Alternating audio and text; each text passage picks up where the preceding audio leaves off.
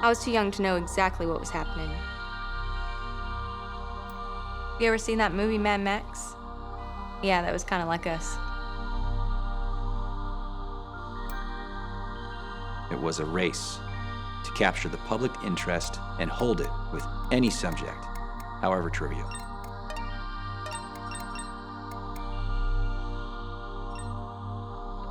Taking our hopes and fears, our pain and suffering, and using it for content between ads. Everything had to be smart. Hold users for as long as possible. Reward them for everything while milking as much data out of them as you can.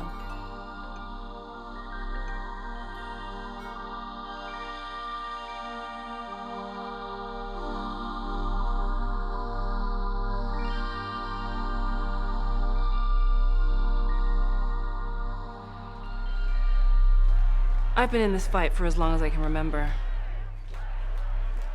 First, it was being dragged along by my mom to protests. Then it was me and my friends, and then it was all of us. Everyone out in the streets, like it was the last option we had. Activism was in my family. Fighting was in everyone's blood.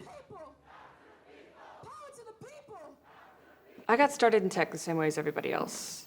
I finished my degree, started living the aspirational tech utopian dream.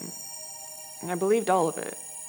We were gonna have the next big idea, and by next year we'd all be millionaires. The first thing they tell you to do is to find a problem. It doesn't matter what kind of problem it is. Social, political. Well, now it's a technology problem, and you're gonna solve it. That's all they would ever tell you to do. Just build it, keep building. But all they wanted us to build was things that made them money. It was just technology. Just minerals and components, zeros and ones, completely neutral, without bias. How could it be anything else? I saw reporters on the news asking important questions, revealing the truth, and then I grew up and became a journalist, and I realized that was all lies. As far as the job is concerned, they had all these programs designed to speed up the writing, spice up the copy, enhance the circulation of stories amongst a particular demographic. I fed the so-called facts into this AI software, told it which segment of the population to target, and then it would pump out a version of events they'd want to hear. I just had to tidy it up a bit, add a little flair, and then do it all again, each one contradicting the last as it pandered to people's endlessly monitored, precisely categorized fears. We'd all been moved on to pay-per-click contracts by then. The more clicks my articles got, the more I got paid, simple as that. So pumping out article after article was the only way to make ends meet. Yeah, I'm from Florida originally. Left when I was 8. Ain't been back there since. We had a nice house from what I remember. In one of them little enclave villages. There was cameras on every street corner, drones patrolling the perimeter, gates on the only 2 ways in and out the whole place. There weren't nobody there that weren't meant to be there. It just felt safe, you know? When we weren't in class, we were on the streets, and we were good at it. It was exciting for a while, and then it got scary. Things started to unravel, slowly at first, and then really quickly. It was like the whole industry just started to panic. People were angry with us, and we dismissed it at first.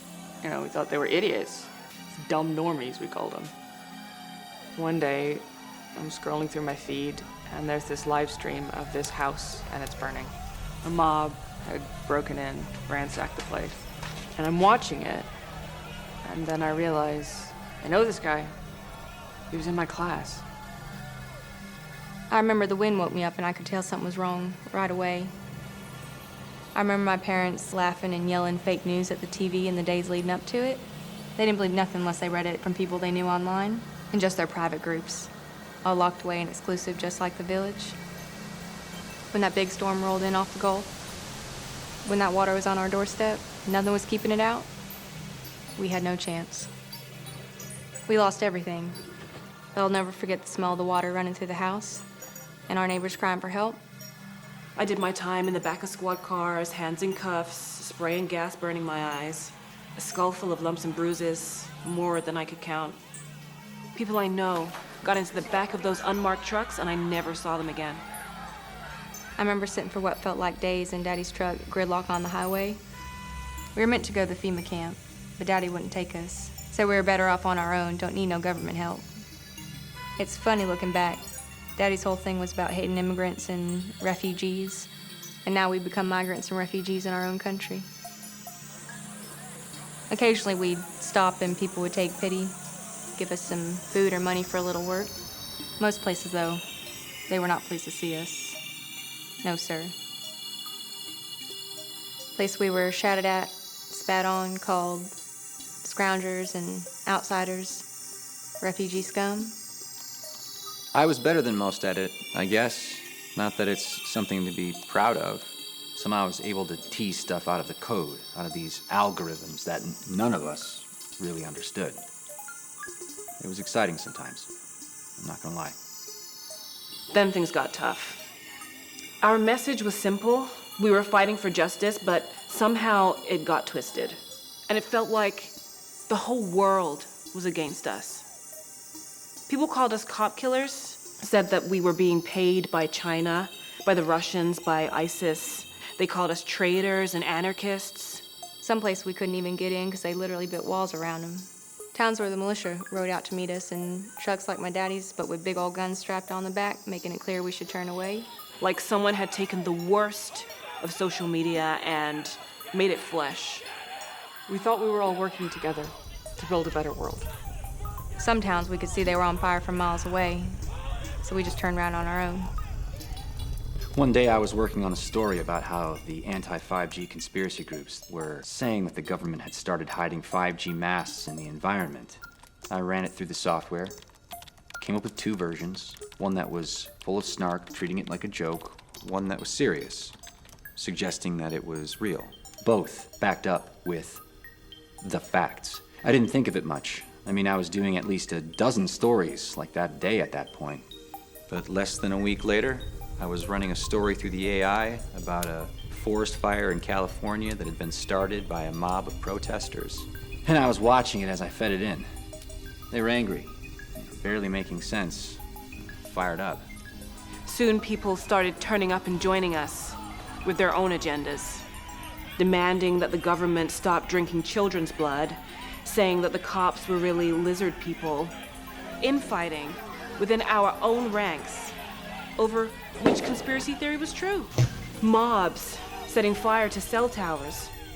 I kept hearing phrases I recognized. They were saying they burned the forest because there was 5G hidden in the trees, which made me pause. It was from my article. I tried convincing myself it was just coincidence, wasn't my fault, maybe it wasn't even my article, because all the media outlets use the same software. And it wasn't just me. It just seemed to be that's how all news worked for now. It was impossible to be heard over all the noise and the misinformation. Everything was chaos, and I couldn't make sense of it anymore.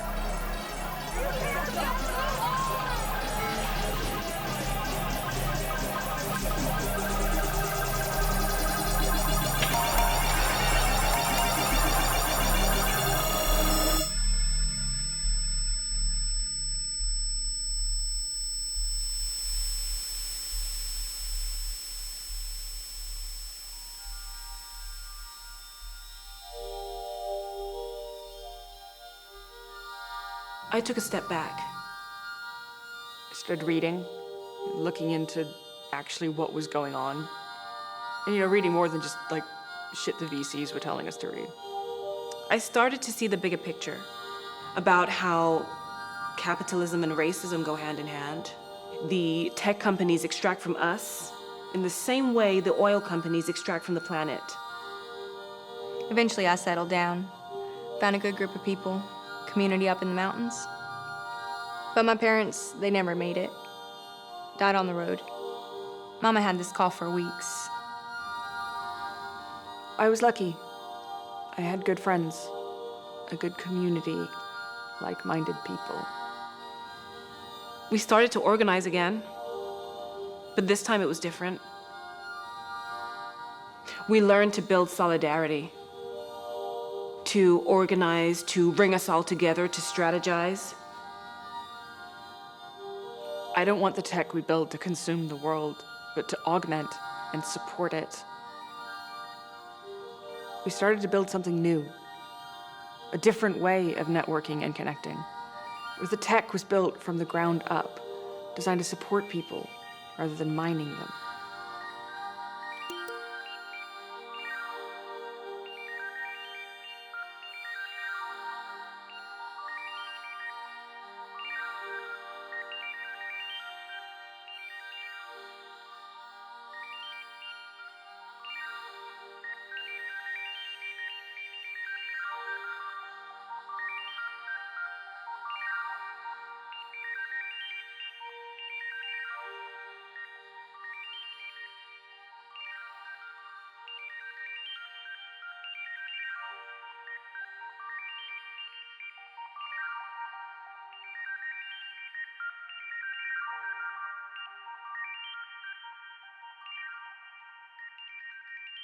I didn't know what to do at first. I had to just get out. Get out of the house, get out of my job, get out of Maryland. I got a car, started driving for days. Eventually it broke down. I started walking. Just me, some clothes, my laptop. I got lucky. Found a good group of people. It's nice up in the mountains. The air is clear. The floods don't reach us. We grow our own food, farm for ourselves, and take care of the land. And that's what it's all about for me now. Taking care of the land and trying to give something back. I still met people, of course. Different people. The kind of people that I targeted with my stories and data. People that I had all kinds of preconceptions about. I wrote down their stories and moved on. The approach is so different now. We listen, we ask questions. We try to work alongside communities now to involve them in the design from the very start. People think we're basic, just a bunch of hillbillies. And I guess we are in a sense, but we're high tech too. I got into gadgets, making things. I guess I got that from Daddy. Now a bunch of us are building sensors, making a decentralized grid off some plans some folk in California sent us. So we know what's coming, and also so we don't do no more harm. I've got hours, days of audio and video, lives and stories in my pack, terabytes of data. Not mined, not extracted, all gained organically. I guess that's what I hope for now. A world we build where we care for the land, so the land cares for us, for everybody. I just hope the new things that we're building now will help to put something right. I'm trying to work out what to do with all this. We need to figure out a way to share everything again in a way that brings us all together rather than divides us. Out of all this chaos, we built something. Something majestic and meaningful. This new movement right here, all of us being here together to find a new way of doing things. It feels like a radical act. For the longest time, I couldn't imagine us all sitting down here like this, or some of us even being in the same room together. But we need to seize this moment. We need to build a future together.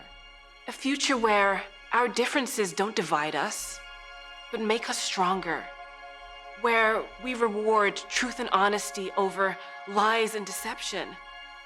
Where we treat our connection with the wider world as a network that sustains us, not an opportunity for extraction and a quick buck. There's much work to be done. But if we openly share our stories and our hopes, that's a great first step. Now, let the real work begin.